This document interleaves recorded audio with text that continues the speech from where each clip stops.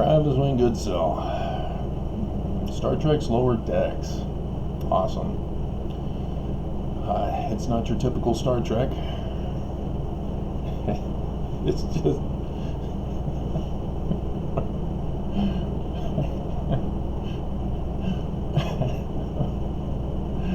not your typical Star Trek. But it has Ensign Mariner, who's the daughter of the captain of the Cerritos, of which she is working in the lower decks for. And she has the capacity to be captain material. As this morning's episode, she's tested as being a first officer. Number 1, make it so.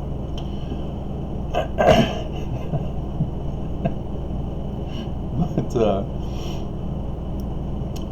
she likes being in the lower decks,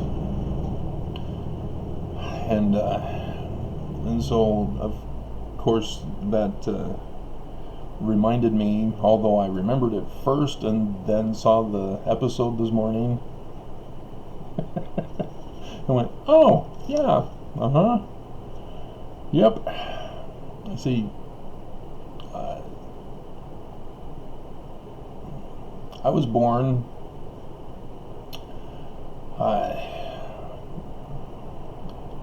and went to school, was getting straight A's. I guess in that sense, my midichlorian count for Star Wars, not Star Trek anymore, was exceedingly high. And I guess probably a child prodigy, as I only took a few piano lessons, for example, and yet have composed several compositions with the little knowledge that I have. But interestingly, in 5th grade, Mrs. Fiskin, our teacher, gave us an assignment to do a report on one of the states.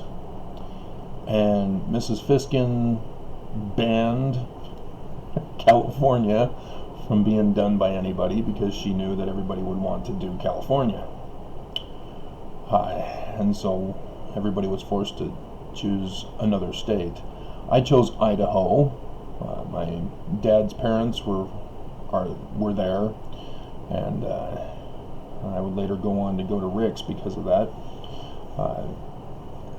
My grandpa, I had cool memories of both my grandparents, but for different reasons. And so I selected Idaho. I was really hoping I'd get it, hoping nobody else would get it or choose it, so that the teacher would then have to decide who was going to do the report on Idaho. And as it turns out, nobody else in the class even knew Idaho existed.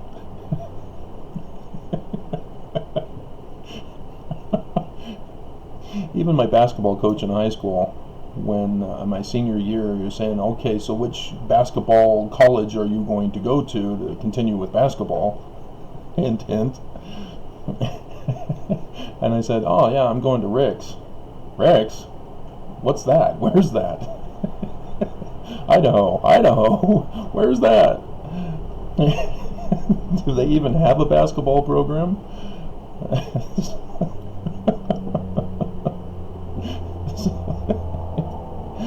So yeah, I was able to do the report on Idaho, and because I had inside connections, I was able to obtain all of the tourist pamphlets from my grandmother, and I had tons of material to work with. We didn't have Google search back then. So researching required obtaining actual documentation. And so I spent weeks working on this report, because she gave it to us near the beginning of the school year, and we were supposed to work on it over the course of several months. And so yeah, I put in the work for this project. Loved Idaho. We even did little, it wasn't clay, but it was some kind of substance that we created a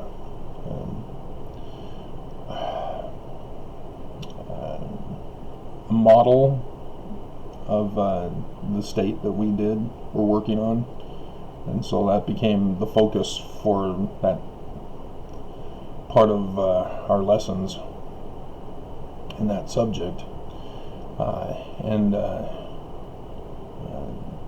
Yeah, it was very interesting, as I had to do it to scale for where the mountain ranges are and the craters are and all that. But yeah, I spent tons of time. My mom actually saw me doing homework, and so she knew how hard I'd been working on it. They had gotten me an Osborne, which was an IBM compatible computer, as my dad was working for Osborne at the time, and I was using that to work on it. I think it had to have been before I got the one particular game that I was able to play for hours without losing, and I was even going to skip dinner because I was still playing the game. Mom demanded I have dinner, though. But Mom, I'm not done. So anyway, I finished the report, numerous pages,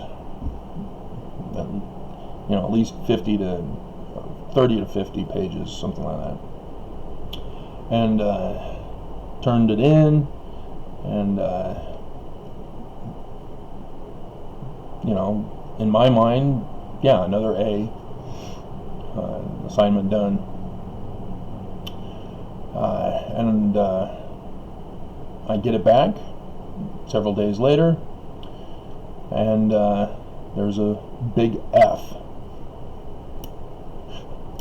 on the front cover. She gave me an F on my paper, and I was shocked. I'm just a 5th grader. And here my teacher gave me an F. After all the work I put into it, more than any other assignment. And as a straight A kid, and F. And I'm like, teacher, why? Because you didn't follow the instructions. What? What? Well, you put this one chapter in the wrong location. What? So I get an F? Well, yeah, part of the assignment is to follow instructions. You didn't follow instructions. You get an F. Oh my God. And so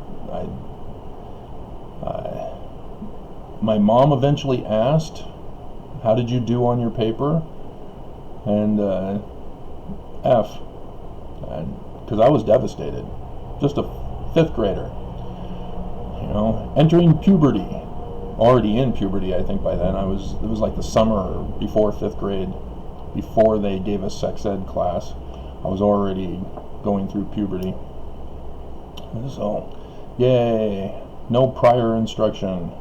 And then when they do give it to me, it's a dissected cartoon of what I had no interest in myself. I wanted to know what was going on with those mysterious women who were sharing my classroom. But yeah, my parents arranged to talk with the teacher, as I went only to sit outside of the classroom while my parents, and I could hear them arguing, they yelling was involved. And so my parents actually went to bat for me to battle the teacher. And they couldn't get her to budge beyond a C grade for just putting one chapter in the wrong location. It had to be her way, and thus, yeah, so a C. First C ever. That destroyed my whole interest in school from there on out. I had no interest. I just went through school, going through the motions, didn't care. If it was just that easy to give me a C, which was originally an F, for putting in all that work, and I was raised by my parents, you just have to work hard to get what you want. Yeah, well, I worked hard, I got an F. So that precept doesn't hold any water for me. And so I then developed the precept of work smart, not work hard.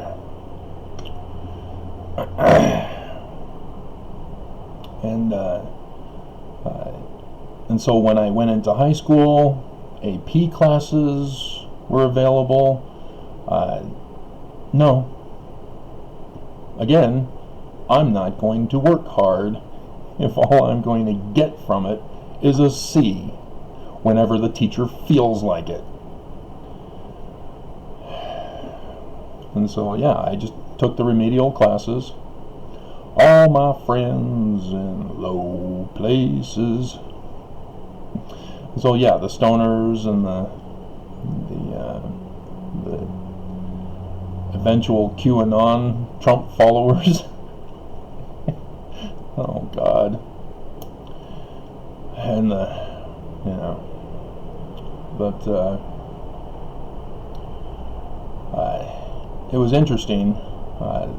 I took all art electives as much as I could from Swigheimer at Norco, and had to occasionally take a metal shop and auto shop because there weren't enough art classes from Swigheimer to go around for the full high school term as electives. In junior high at Auburndale, I took food preparation, office aid. I didn't care about school anymore. I had no interest. If it was all about forcing me into slave labor to result in mediocrity anyway, why bother? School was a waste of my time, thanks to Mrs. Fiskin in 5th grade. And so at graduation for high school, we're all sitting in the bleachers as the person in charge of where we were supposed to sit based on our level of performance in school. My peers, well, one of them, he was valedictorian, and so he was teased for that as I joined in the teasing. And then they announced my name for the honors. And so then I got teased. And so I ended up sitting all alone without my friends for graduation. But yeah, I didn't know where I was. I didn't care anymore. And so to find out that, oh, yeah, I guess if I'm taking all these easy electives, but again, in my senior year, I'm forced to take core curriculum classes in order to graduate because I sloughed with electives. And so I was forced to take core classes in order to graduate. One of them was English literature, and I can't remember the teacher's name, but again, he proved my theory correct. That every assignment I turned in, it was an F. F. I was like, why am I even trying in this class? He's only going to give me Fs. And so I had no choice but to take the class, and it was going to be an F, and therefore I wasn't going to graduate. As he says, you guys aren't even going to graduate. I'm going to see to it that you don't graduate, and blah, blah, blah. And then come graduation time, the administration sort of stepped in and said, hey, wait a minute. We're noticing a high number of failures from your class. We're going to change those to C's so that these kids can graduate. So yeah, he had to eat humble pie. Romeo, Romeo, wherefore art thou Romeo? And yeah. And so what was interesting is that despite the poor educational upbringing, I still managed to pursue an education in what I wanted to go into. It just fell into my lap. What I wanted, I was given. Without even saying, hey, I want this, give it to me. As the raised brat that I was, it was just a matter of I desire it, and then it is given to me. It was weird, but that's how it's been my whole life. Everything I want to pursue, things are set up for me to pursue that or obtain the information. And so when I got married, went to the university up in Canada where she was from, I took whatever classes I wanted to because the initial classes that I thought I would check out, they made it very clear that as a white male I was not welcome in their field of education. And yeah, that was fun. It's interesting how people who are victims of abuse and discrimination have the tendency of reversing that abuse and discrimination upon the whole rather than the individuals that caused them the abuse and discrimination. And so that was an eye-awakening situation of me being an innocent person, never causing them any grief, and yet they made sure to cause me grief because of the color of my skin and my sex.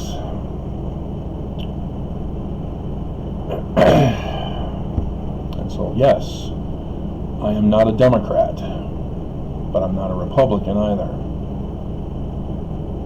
And I criticize both parties, and I'm very upset that we're having to choose for this election whether we want to be communist or Nazi. Anyway, and so I pursued my own interest at the university there in Canada, and it was biblical classes, but not from Mormon teachers. You know, it was more scientific based. going over the archaeology of the Middle East and the biblical lands, and going over the documentary hypothesis, which I don't know why he kept teaching it to us, only because it was the popular accepted theory at the time, even though it was acknowledged by him as well as myself. It's not the right theory. It needs to be dropped. Therefore, we can't be using this if it's wrong. Excuse me, but there's nothing else that anybody's figured out to explain things, and so therefore the false ones continue to be taught. And so that was an interesting lesson of how we are educated with incorrect information, because the correct information hasn't been discovered yet. And that's why our science books keep updating every year. But if science were to be properly used, like math doesn't change. Oh, 1 plus 1 now equals 3, and it's not because of synergy. No, we don't have those kinds of upgrades for math. But for astronomy, for example, Pluto is no longer a planet because we've redefined what a planet is. Anyway. And so, by disqualifying Pluto as a planet, they also ruin the theory of planetary development by one particular theorist that I learned from my other course curriculum there at the university, which was philosophy of science. And I, as somebody who had been involved with astronomy and with philosophy of science, I was able to make the connection between the two educations, similar to being at Rick's, where I would take a New Testament course from one teacher and a Book of Revelation course from another teacher, and the one teacher was all about Bruce R. McConkie and his Mortal Messiah books, which of course, Mom, I'm taking this class, I need these books. Okay, here's the money, thanks. And so yes, I got the whole collection. I had to rebuy it, but that's a different story. And so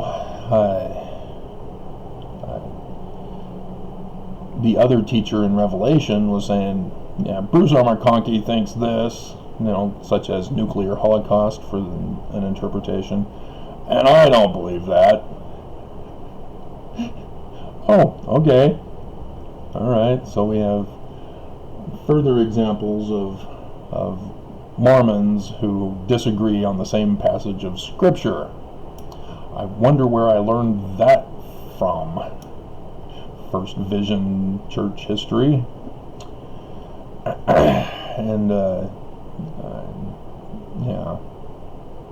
But I wanted to pursue learning about how Joseph Smith translated Genesis chapter 1 verse 1 from the biblical Hebrew text, because he didn't finish.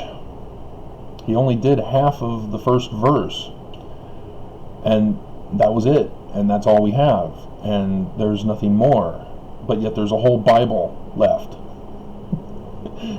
And so I want to know the answer. How is the rest of the Bible translated then, if he's showing that the very first verse is incorrectly translated, and he's giving an example of how it's supposed to be translated, but nobody knows how to do it? Oh yeah, Joseph just is a revelator, he's not really a translator. That's the official position of the church. And so yeah, that's unacceptable to me. But it wasn't told to me that that's what it was, because I don't come from Utah. I didn't approach the church until I moved here and said, hey, I deciphered Paleo-Hebrew, and while doing my translation research, found out Joseph Smith is correct. And here's more translations following his pattern of translation. And the church had been persecuting me ever since. How dare you show us that we don't have the keys of the priesthood of translation? How dare you claim to have it?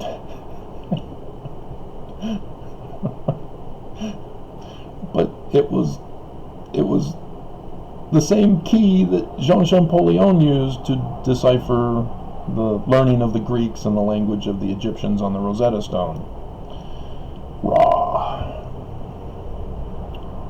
I tell you. And, yeah. I just... From a kid who lost interest in school, lost interest in education, and I still have to unpack all of my research books again. However, if Trump indeed, and well, not if, when, because we know when, it's on election day, he will descend America into martial law. If my landlord will even allow me to stay here without further retaliation. So yeah, but yeah, that's what I learned. Research books that have everything all laid out for you, so that all you have to do is, well, what is 1 + 1? I don't want to have to memorize it. I'll just use a calculator. I'll just go to a reference book, etc., etc. I can translate any European language. Any language, technically, now that I've learned Paleo-Hebrew and Egyptian and Assyrian and all that, is just need the books. I just need an alphabet, a grammar, and a dictionary. That's all I need. I can translate anything. It's not complicated. English, as it turns out, seems to be the most complicated. Chinese, everybody says it's the most complicated because there's like over 3,000 words to memorize. But again, I walk into it to say, you know what? Paleo-Hebrew is linear. Chinese, linear. I wonder if the various lines have ancient meaning independent of the combination. Sure enough, they do. And sure enough, they correspond with what I'd already deciphered in Paleo-Hebrew linear script, thus confirming I was correct with my decipherment. That's what you do in science, is you confirm by finding other ways to test your theory.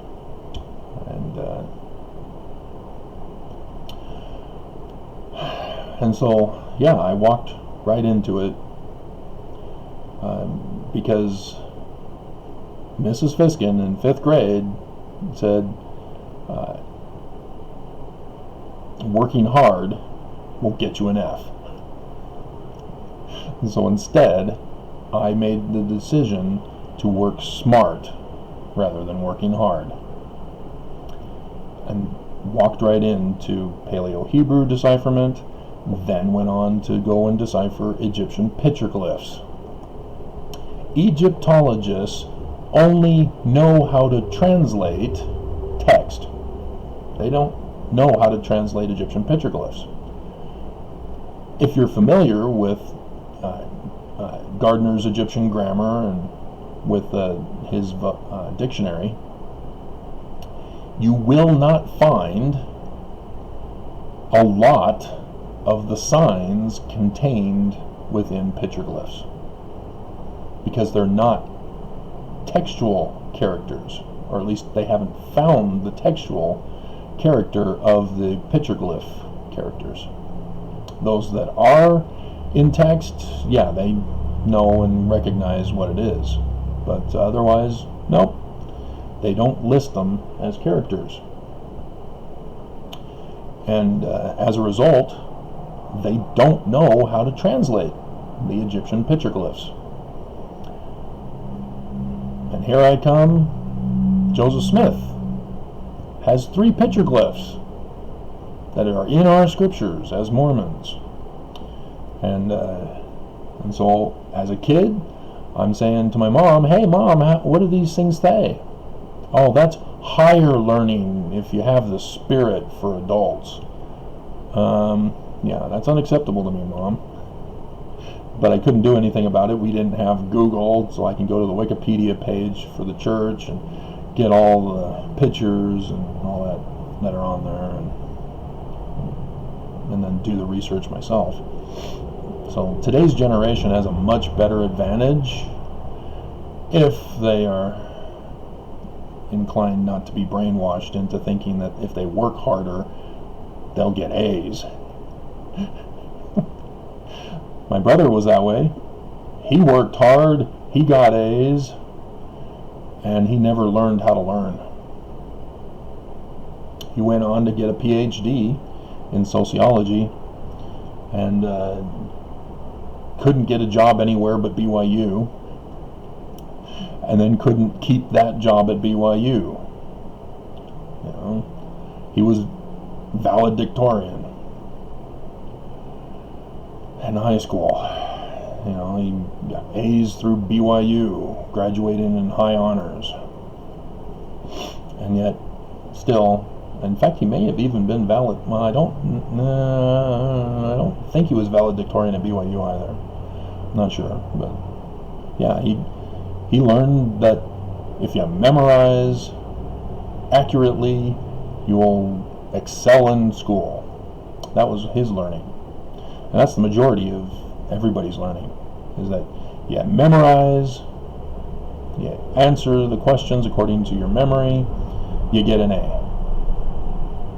And so that's what our grades are through school, it's how much our brains have memorized and retained what we memorized on the short term, as the majority of us have crammed for tests rather than doing the process of learning.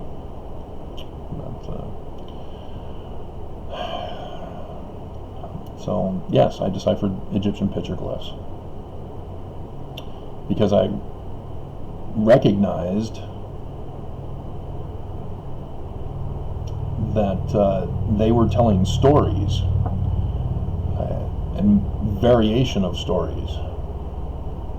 The Egyptian Heliopolis creation glyph, for example, I recognized multiple understandings or translations from that one petroglyph. It's not just about a brother and sister who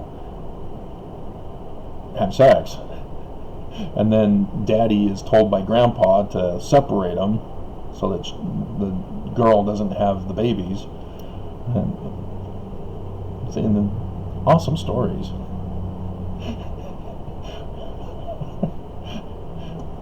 I guess they would be in the X-rated categories.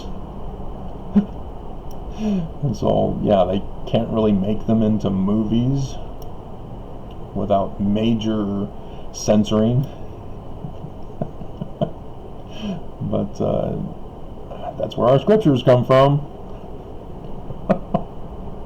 And that was my discovery after deciphering Egyptian petroglyphs.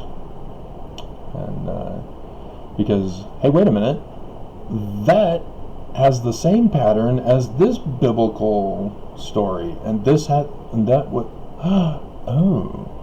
And so, yeah, I developed it into the theory, whereas Gary Greenberg could only write a book, 101 Myths of the Bible, to say, hey, I noticed this pattern, and I noticed this pattern, and I noticed this pattern. He couldn't develop it into a theory. I was the one who did that.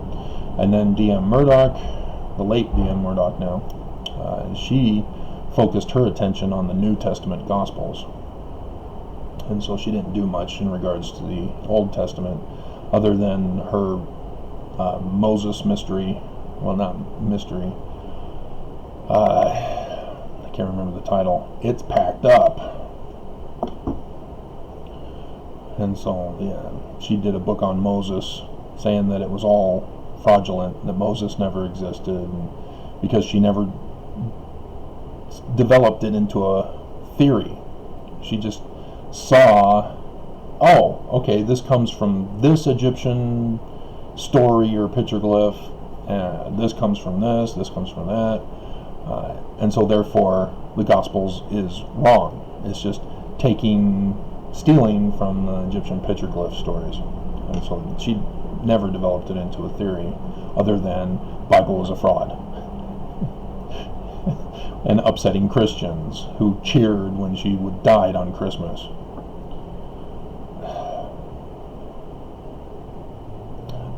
And yet Christians know that Jesus could not have been born in Christmas on the 25th of December.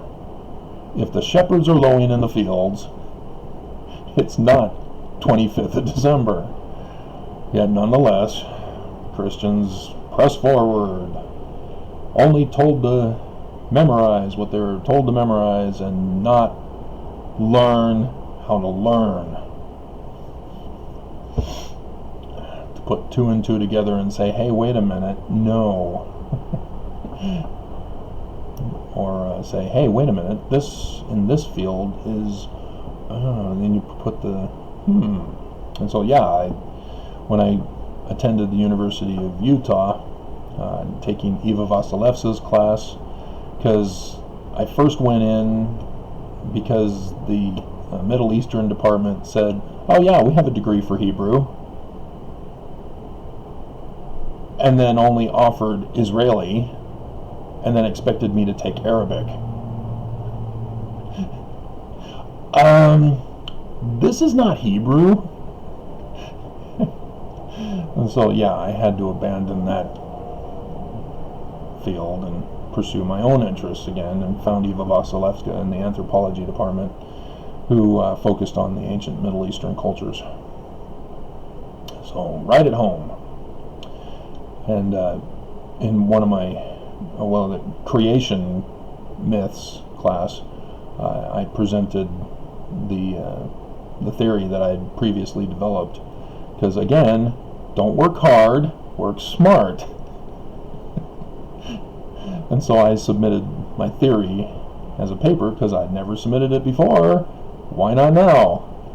And about how the Egyptian creation glyphs of Heliopolis and Ogdod correspond with Genesis 1 and Noah's flood. And even did linguistic comparison with the names of Noah's sons with the Egyptian Ogdod characters, which differs from Gary Greenberg. He includes Ta. No.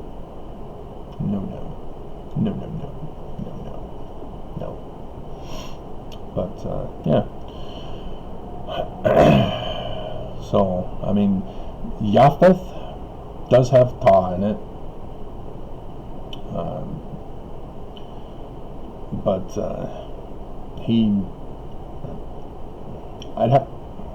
that's another video subject. So, anyway, I've gone on long enough. I had other videos in mind about how the church versus the LGBTQ is purposely trying to deprive human beings of life, liberty, and property. And then I have a video discussion on how possession is not a crime, and it's being abused in our society. As I saw news from Fox 13 yesterday, which I still have to get to it today. So,